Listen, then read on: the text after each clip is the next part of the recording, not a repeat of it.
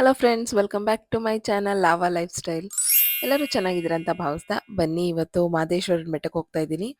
So ಇದು ನಮ್ಮಮ್ಮಮ್ಮ ಅಂದರೆ ನಮ್ಮಮ್ಮ ಅವ್ರ ಅಮ್ಮ ಹಾಗೂ ನನ್ನ ಮಗ ಹಾಗೂ ನಮ್ಮ ದೊಡ್ಡಜ್ಜಿ ಇನ್ನೊಬ್ಬರು, ಇಷ್ಟು ಜನನು 4 ಜನನು ಹೋಗ್ತಾ ಇದ್ದೀವಿ. ಸೊ ಬನ್ನಿ, ಹೇಗಿರುತ್ತೆ ಜರ್ನಿ ಅಂತ ಪಾಪುನ ಇಟ್ಕೊಂಡು ಅಜ್ಜಿ ಜೊತೆ ಹೇಗಿರುತ್ತೆ ಟ್ರಾವೆಲ್ಲು ಅಂತ ನಿಮಗೆ ಹಾಗೆ ಶೇರ್ ಮಾಡ್ತಾ ಈ ವ್ಲಾಗ್ನ ಕಂಟಿನ್ಯೂ ಮಾಡ್ತೀನಿ. ಹಾಗೆ ಬಸ್ ಟೈಮಿಂಗ್ಸ್ ಆಗಿರ್ಬೋದು ಅಥವಾ ಎಷ್ಟು ಖರ್ಚಾಯಿತು ಅನ್ನೋದ್ರ ಬಗ್ಗೆನೂ ಈ ವಿಡಿಯೋದಲ್ಲಿ ನಿಮ್ಗೆ ಹಾಗೆ ತಿಳಿಸ್ಕೊಡ್ತೀನಿ. ನಾವು ಬೆಳಗ್ಗೆ 6 ಗಂಟೆಗೆ ಬಸ್ ಹತ್ತಿದ್ವಿ. ಕೊಳ್ಳೇಗಾಲ ಬಸ್ಸು ಕೆಂಗೇರಿಯಿಂದ ಸಿಗುತ್ತೆ. ನೀವು KSRTC ಬಸ್ ಕೊಳ್ಳೇಗಾಲದ ಹತ್ತಿದ್ರೆ ನಮಗೆ ಗೊತ್ತಿರೋ ಹಾಗೆ ಈಗಿನ ಗೌರ್ಮೆಂಟ್ ಪ್ರಕಾರ ನಮಗೆ ವಿಮೆನ್ಸ್ಗೆ 0 ಟಿಕೆಟ್. ಸೊ ಅದಾದಮೇಲೆ ನಾವು ಕೊಳ್ಳೇಗಾಲ ಆಲ್ಮೋಸ್ಟ್ 9 ಆಗಿತ್ತು ರೀಚ್ ಆಗೋಷ್ಟೊತ್ತಿಗೆ.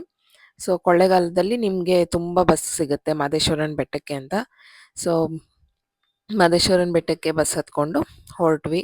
ಸೊ ಹೋಗ್ತಾ ಈ ರೀತಿ ಭತ್ತದ ಪೈರುಗಳಾಗಿರ್ಬೋದು, ಸುತ್ತನೂ ಕಾಡು, ತುಂಬ ಚೆನ್ನಾಗಿರುತ್ತೆ ವಾತಾವರಣ ಎಲ್ಲನೂ. ಹಾಗೂ ಕೊಳ್ಳೇಗಾಲದಲ್ಲಿ ನಿಮಗೆ ಬ್ರೇಕ್ಫಾಸ್ಟ್ಗೆ ಸ್ಟಾಪ್ ಮಾಡ್ತಾರೆ. ಸೊ ಇಲ್ಲಿ ಟಿಫನ್ನು ಇಡ್ಲಿ ಮತ್ತು ಉದ್ದಿನವಡೆ ತುಂಬ ಚೆನ್ನಾಗಿರುತ್ತೆ. ಸೊ ಏನು ವರಿ ಮಾಡ್ಕೊಳ್ಳೋ ಅವಶ್ಯಕತೆ ಇಲ್ಲ. ತುಂಬ ಚೆನ್ನಾಗಿತ್ತು ಇಡ್ಲಿ ಮತ್ತು ಉದ್ದಿನವಡೆ. ನಾವು ಒಂದು ಸ್ವಲ್ಪ ಪುಳಿಯೋಗರೆ ತೊಗೊಂಡು ಹೊರಟೋಗಿದ್ವಿ ಮನೆಯಿಂದ.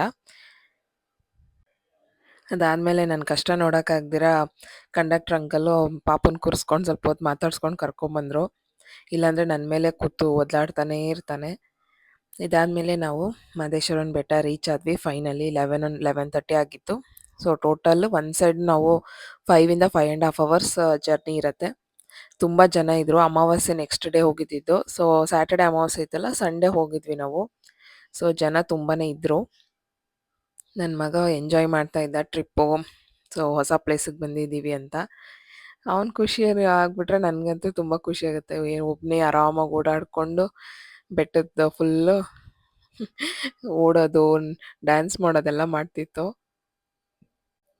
ಅವನೇನೇನು ಮಾಡ್ತಾನೆ ಅಂತ ಹಾಗೆ ವಿಡಿಯೋದಲ್ಲಿ ಶೇರ್ ಮಾಡ್ಕೋತೀನಿ ನೋಡಿ.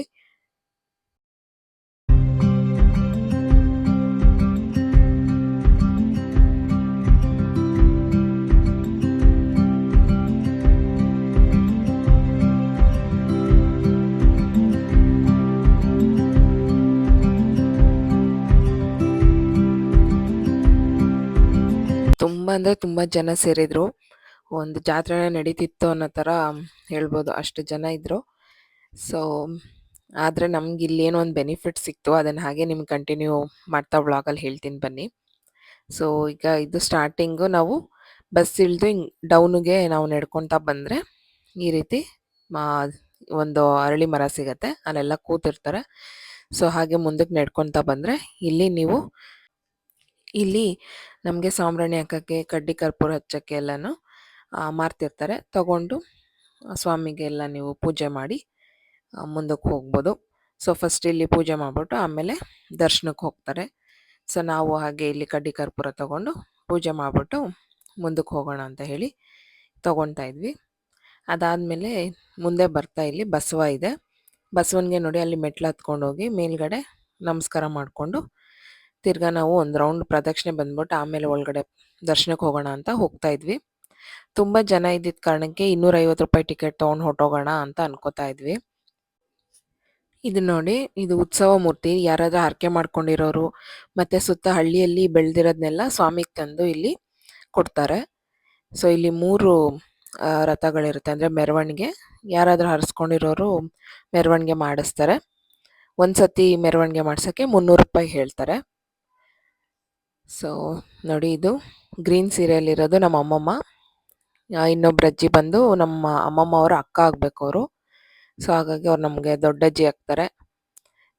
ಮುತ್ತಜ್ಜಿ ಜೊತೆಗೆ ನನ್ನ ಮಗ ಇವಾಗ ಮಹದೇಶ್ವರನ ಬೆಟ್ಟಕ್ಕೆ ಬರೋಂಗಾಯ್ತು. ಸೊ ನಾನು ನಿಮ್ಗೆ ಆಗಲೇ ಹೇಳ್ದಂಗೆ ನಮ್ಗೆ ತುಂಬ ರಶ್ ಇತ್ತು, ಹೇಗಪ್ಪ ಹೋಗೋದು ಅಂತ ಅಂದ್ಕೊಂಡಿದ್ವಿ. ಬಟ್ ಅಲ್ಲಿ ಮಹದೇಶ್ವರ ಸ್ವಾಮಿ ಥರನೇ ಒಬ್ಬರು ಬಂದು ಏನಕ್ಕಮ್ಮ ತಗೋತೀರಾ ಟಿಕೆಟು, ಹೋಗಿ ಅಲ್ಲಿ ಒಂದು ಗ್ರೀನ್ ಕಲರ್ ಬಾಕ್ಸ್ ಥರ ಮಾಡಿದ್ದಾರೆ. ಸೊ ಅದ್ರ ಒಳಗಡೆ 0 ಅಕೌಂಟ್ ಅಂತ ಮಾಡಿಕೊಡ್ತಾರೆ, 0 ಟಿಕೆಟ್ ಅಂತ. ಸೊ ಯಾರು 65 ವರ್ಷದ ಮೇಲೆ ಅಥವಾ 60 ವರ್ಷ ಆಗಿ ಅವ್ರ ಕೈಲಿ ಆಗ್ತಿಲ್ಲ ಅಂದ್ರೂ ನೀವು ಆಧಾರ್ ಕಾರ್ಡ್ ತೊಗೊಂಡೋಗಿ, ಅಥವಾ ಮಗು ಇರೋರು ನಿಮ್ಮ ಆಧಾರ್ ಕಾರ್ಡ್ ತೊಗೊಂಡೋದ್ರೆ ಅಲ್ಲಿ 0 ಟಿಕೆಟ್ ಅಂತ ಮಾಡ್ಕೊಡ್ತಾರೆ. ಸೊ ಅಲ್ಲಿ ಹೋಗಿ ನೀವು ಈ ರೀತಿ ಅಂತ ಹೇಳಿ ವಯಸ್ಸಾಗಿರೋದು ಅವ್ರಿಗೆ ಮತ್ತು ಮಗು ಇರೋರಿಗೆ 0 ಟಿಕೆಟ್ ಮಾಡ್ಕೊಡ್ತಾರೆ. ಸೊ ಡೈರೆಕ್ಟು ಒಳಗಡೆ ಫ್ರೀ ದರ್ಶನಕ್ಕೆ ಕೊಡ್ತಾರೆ. ನಾವೆಲ್ಲೂ ಏನು ಸುತ್ತೋಕೆ ಅವಶ್ಯಕತೆ ಇಲ್ಲ. ಸೊ ಅದಾದಮೇಲೆ ಪಾಪುನ ದೇವ್ರ ಹತ್ರ ಮುಟ್ಟಿಸ್ಕೊಡಿ ಅಂತ ಕೊಟ್ಟೆ. ಈ ರೀತಿ ಮುಟ್ಟಿಸ್ಬಿಟ್ಟು ಅವ್ನ ಕೈಯಲ್ಲಿ ಬಿಲ್ಪತ್ರೆ ಹೂವು ಇದಕ್ಕೆ ಹಾಕಿ ಕಳಿಸಿದ್ರು. ನಂಗೆ ತುಂಬ ಖುಷಿ ಆಯಿತು ನೋಡಿ. ಮಾದೇಶ್ವರ ಸ್ವಾಮಿನೇ ಬಂದಂಗೆ ಅನ್ನಿಸ್ಬಿಡ್ತು ನಂಗೆ ಅವ್ನು ನೋಡಿದಾಗ. ಅಲ್ಲಿ ಒಳಗಡೆ ದೇವ್ರ ಹತ್ರ ಮುಟ್ಟಿಸ್ಬಿಟ್ಟು ಆಚೆ ಕೊಟ್ಟಾಗ ತುಂಬ ಖುಷಿ ಆಯಿತು. ದರ್ಶನ ಮಾಡಿ ಆಚೆ ಬಂದಮೇಲೆ ಈಗ ಈ ರೀತಿ ಕರ್ಕೊಂಡು ಹೋಗ್ತಾಯಿದ್ರು ಮೆರವಣಿಗೆ ದೇವ್ರನ್ನ. ಸೊ ನಾವು ಒಂದಷ್ಟು ದೂರ ತಳ್ಳಿದ್ವಿ. ಸೊ ಹರಿಸ್ಕೊಂಡಿರೋರು ಈ ರೀತಿ ಮಾಡಿಸ್ಬೋದು ಬಂದು. ಏನಾದ್ರು ಕೇಳ್ಕೊಂಡು ಹೋಗಿರೋದು ನೆರವೇರಿದಾಗ ಈ ರೀತಿ ಮೆರವಣಿಗೆನ ಮಾಡಿಸ್ತಾರೆ. ಇನ್ನು ನನ್ನ ಮಗ ಅಂತೂ ಫುಲ್ ಖುಷಿಯಲ್ಲಿ ಓಡಾಡ್ತಾ ಇದ್ದ. ಬಿಸಿಲು ಸಹ ಅವನೇನು ಲೆಕ್ಕನೇ ಇಲ್ಲ. ಕಾಲು ಸುಡ್ತಿದೆ ಬಿಸಿಲು, ಆದ್ರೂ ಅವ್ನಿಗೇನದು ಲೆಕ್ಕನೇ ಇಲ್ಲ. ಚೆನ್ನಾಗಿ ಓಡೋದು ಆಡೋದು ಮಾಡ್ತಿತ್ತು. ಸರಿ ಚೆನ್ನಾಗಿ ಆಡಲಿ, ಅವ್ನಿಗೆ ಹೆಂಗೆ ಇಷ್ಟನೋ ಹಾಗೆ ಆಟ ಆಡಲಿ ಸ್ವಲ್ಪ ಹೊತ್ತು ಅಂದ್ಬಿಟ್ಟು ನಾವು ಸುಮ್ಮನೆ ಕೂತಿದ್ವಿ.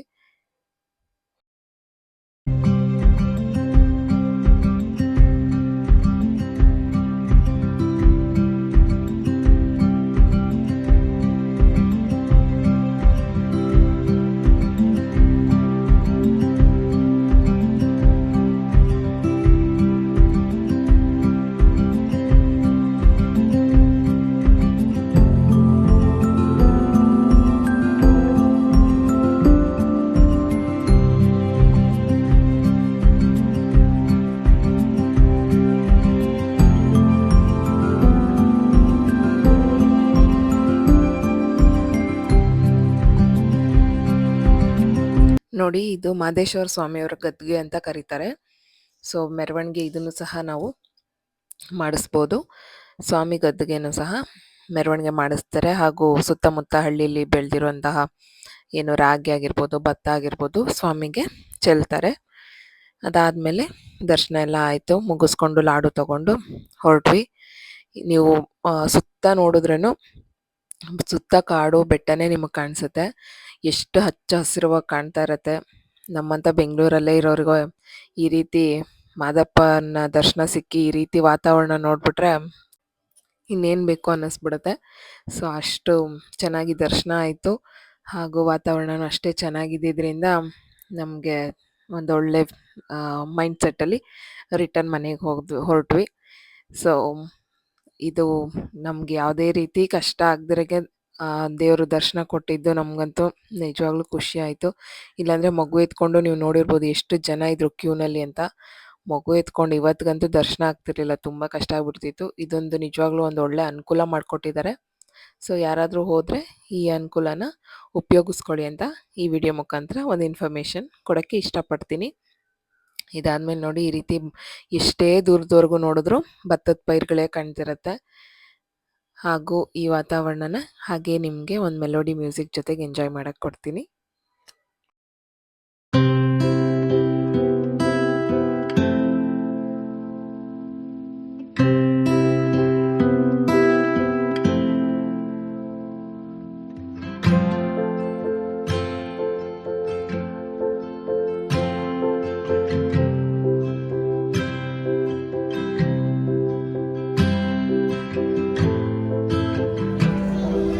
ಎಷ್ಟಾಗಿದೆ ಟೈಮು?